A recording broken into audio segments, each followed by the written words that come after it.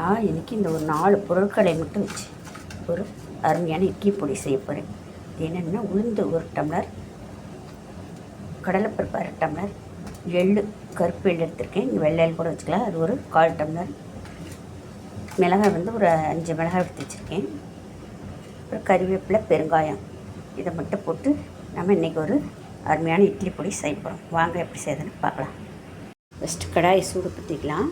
நல்லா சூடாகிடுச்சு. இப்போ 1 கிளாஸ் அளவுக்கு குண்டு உளுந்து போட்டுக்கிறேன். இது வந்து சிம்மில் வச்சு தீஞ்சிடாமல் வறுத்துக்கணும்.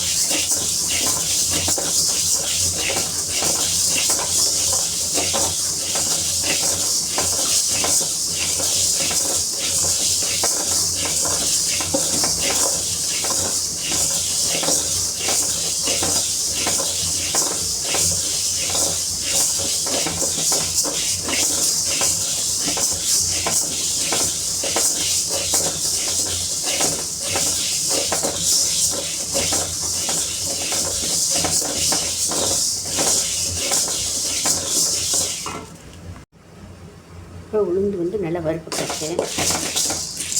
இதை எடுத்து தனியாக எடுத்து வச்சுக்கலாம். வச்சு இது மாதிரி ஒரு தட்டலை போட்டு வச்சுக்கலாம். அடுத்தது அதே கடாயில் கடலைப்பருப்பு 1/2 டம்ளர் வச்சு அதை போட்டுக்கலாம். இதையும் நல்லா கைவிடாமல் கடையில் வச்சுக்கலாம்.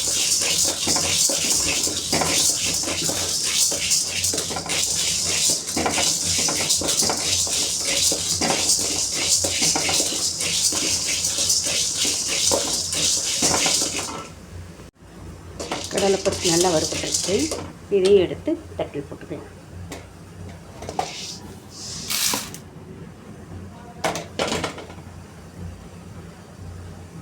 அடுத்தது 1/4 கிளாஸ் அளவுக்கு எள்ளு போட்டுக்கிறேன். இது சீக்கிரமாக பொரிஞ்சு வந்துடும்.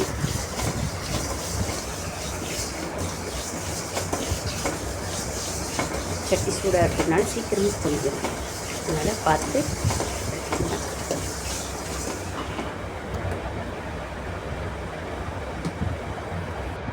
இது கூட பெருங்காயம் 1/2 ஸ்பூன் போட்டு அதையும் வணக்கிக்கலாம் 1 நிமிஷம்.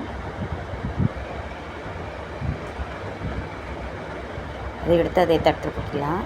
அடுத்தது ஒரு 6 வரமிளகாய் போட்டுக்கலாம். 2 கொத்து கறிவேப்பிலை போட்டுக்கலாம். இது வணங்கின உடனே லாஸ்ட்டாக கல்லுப்பு ஒரு 3/4 ஸ்பூன் அளவு போட்டுக்கலாம். இது சூடானோடனே இதை எடுத்து தட்டில் போட்டுட்டு இதை நல்லா ஆறட்டுன்னு மிக்ஸி ஜாரில் போட்டு அரைச்சிக்கலாம். இது நல்லா ஆறிடுச்சு. இது மிக்ஸி ஜாருக்கு மாற்றியாச்சு. இதை வந்து நல்லா அரைச்சிட்டு வந்துடுறேன். பாருங்கள், அரைச்சாச்சு. கொஞ்சம் கரகரப்பாக இருந்தால் போதும்.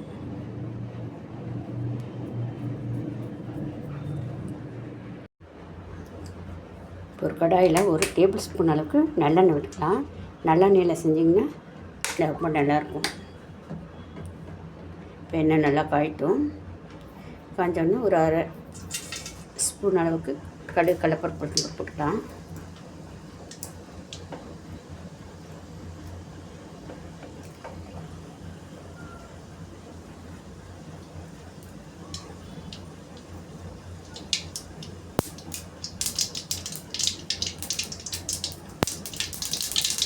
கடுகு பொரிஞ்சிட்டு இப்போ வந்து இதில் கறிவேப்பிலை போட்டுக்கலாம்.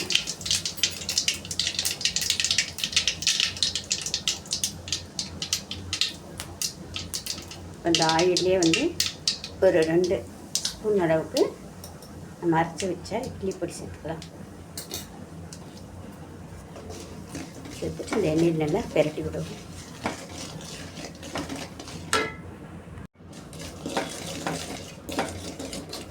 எண்ணெயில் வந்து ரொம்ப நல்லா கலந்து விட்டுறணும்.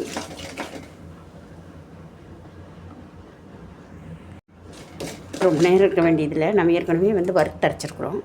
இதில் வந்து இட்லி போட்டுக்கிறேன். இட்லி வந்து நல்லா பொடி மேலே நல்லா படுற மாதிரி போட்டுக்கலாம்.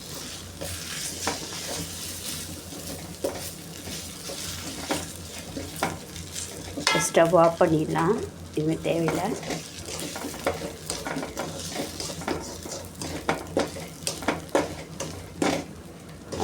இதை எடுத்து வந்து நம்ம சாப்பிட்லாம்.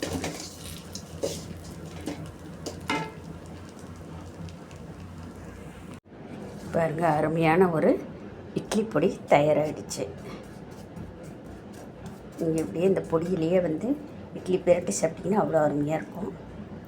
பாருங்கள்,